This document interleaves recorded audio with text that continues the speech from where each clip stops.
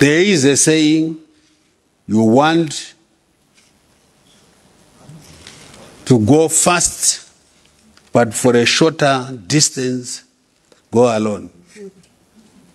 But if you want to go far, go with others. Kuna vanenge vachita wawandaka, kune madragi, kune vanongofuma chingonyuka kuti ndaane mari pano. Chivakai mafactory kana mari dzakakuwandirai, vanhu vaone mabasa.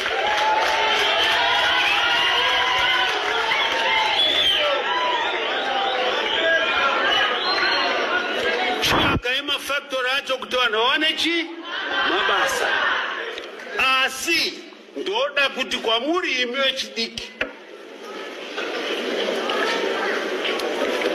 hakuna munhu anochauya kuno achizovakira muZimbabweni basa, ringava refactory, ringava remumining, ringava muindustry, kungaa kutourism, kungaa kukurima.